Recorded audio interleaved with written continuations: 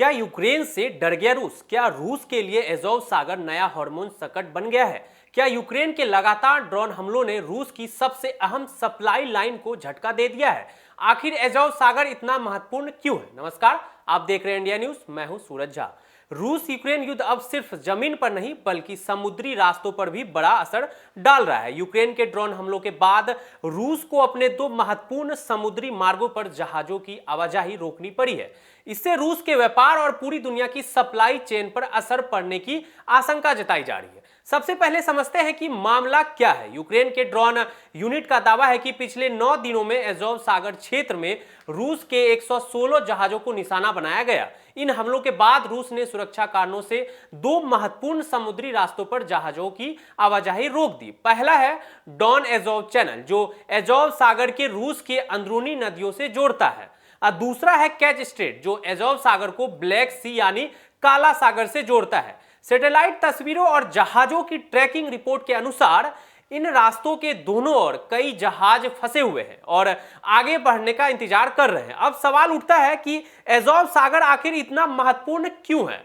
दरअसल यह समुद्री रास्ता रूस के लिए व्यापार की लाइफलाइन माना जाता है। यहीं से रूस बड़ी मात्रा में गेहूं, सूरजमुखी का तेल, पेट्रोलियम उत्पाद, स्टील और अन्य सामान दुनिया के कई देशों तक भेजता है। बताया जा रहा है कि रूस के कुल गेहूं निर्यात का लगभग 25% हिस्सा इसी रास्ते से जाता है। रूस दुनिया का सबसे बड़ा गेहूं निर्यातक भी है। यानी अगर यह रास्ता लंबे समय तक प्रभावित रहा तो इसका असर केवल रूस पर नहीं बल्कि कई देशों की खाद्य आपूर्ति पर भी पड़ सकता है। विशेषज्ञों का कहना है कि यदि यह संकट जारी रहा तो रूस को अरबों डॉलर का आर्थिक नुकसान हो सकता है।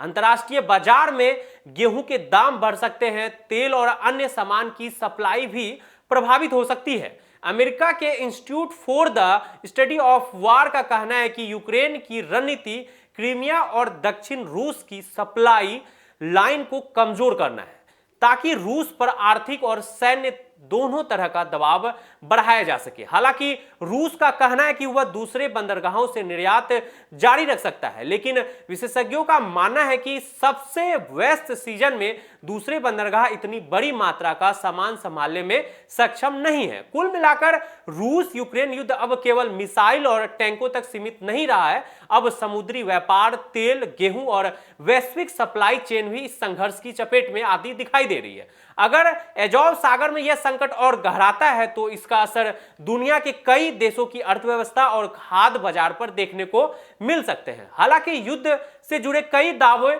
दोनों पक्षों की ओर से किए जाते हैं, इसलिए अंतिम तस्वीर स्वतंत्र पुष्टि और आधिकारिक जानकारी के साथ ही स्पष्ट होगी। आप देख रहे थे इंडिया न्यूज। नमस्कार।